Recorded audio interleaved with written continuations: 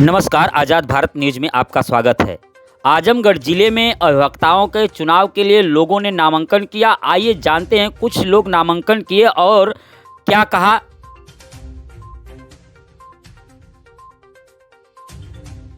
हाँ सर, आपका शुभ नाम क्या है? अरुणेंद्र कुमार सिंह उर्फ बब्बन सिंह। जी सर, ये चुनाव का प्रक्रिया के बारे में देखिए, ये हम लोगों के संघ का ये चुनाव है।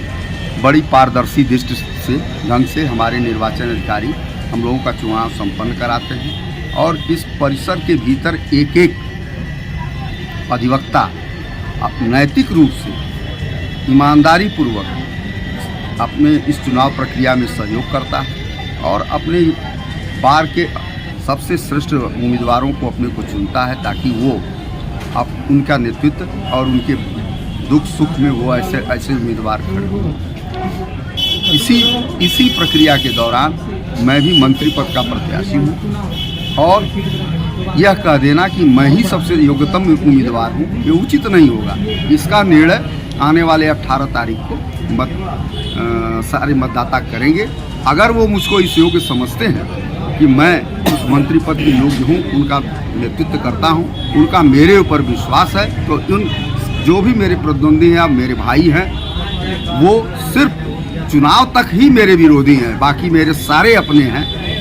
उनमें से एक योग्य उम्मीदवार का चुनाव करेंगे और वो योग्य उम्मीदवार हम सबका नेतृत्व करेगा। यही मेरा संदेश है। सर, यदि आपका चुनाव निकल जा रहा है, आप प्रेशर के बारे में क्या क्या सर आप करेंगे? देखिए, सर्वप्रथम तो मैं मंत्री न होते हुए भी माननीय सांसद जी से निवेदन किया, अपना पत्र लिखा 9 जनवरी को।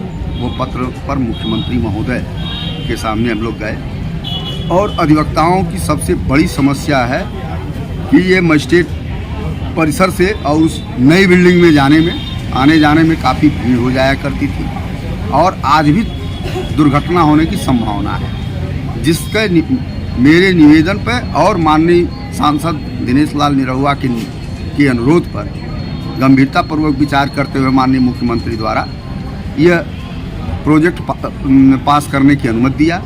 अंडरपास की बजाय, चूँकि अंडरपास नहीं होना संभव नहीं था, इसलिए उससे ज़्यादा बजट लगा, लेकिन फिर भी माननीय मुख्यमंत्री द्वारा एक्सीलेटर लगा करके foot over bridge gate number 1 से लेकर 5 तक के लिए अनुमति दिया है, जिसके लिए माननीय जिला जनपद न्यायाधीश महोदय द्वारा हाई कोर्ट उच्च न्यायालय से इलाहाबाद से अनुमति भेजा गया है।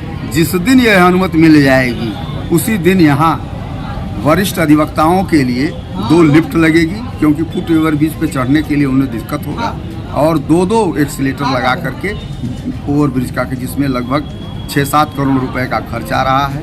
यह तो एक मैंने, चाहे मैं मंत्री रहूं या न रहूं, ये प्रयास किया। सामने ये चैम्बर जो बने हुए हैं 1 नंबर गेट से 4 नंबर गेट से, तो उसमें जो भी अधिवक्ता करकट 3 सेट में बैठे हैं, बाकी हैं, मेरा प्रयास होगा उन जगहों पे बिल्डिंग बनाई जाए, अधिवक्ता चैम्बर बनाया जाए। और यह योजना जो है किसी की ऐसा नहीं है कि यह किसी की इस पर एहसान होगा, बल्कि यह शासन की ये नीति है कि जिस जमीन पर जिला जज और डीएम अनुमति दे देंगे, अधिवक्ताओं को चैम्बर के लिए तत्काल पैसा शासन द्वारा कर दिया जाएगा।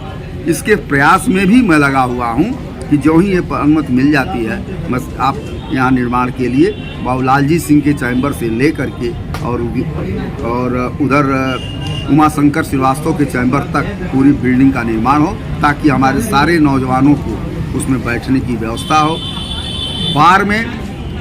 बार में सभी बंधुओं की बातों को गंभीरतापूर्वक विचार करते हुए उनके दुख सुख में सभी एक सर्वसम्मत से निर्णय और सर्वसम्मत से संघ को चलाने का काम करूंगा। यही मेरा संदेश है। सर जी, हमारी शुभकामना आपके साथ हैं। धन्यवाद।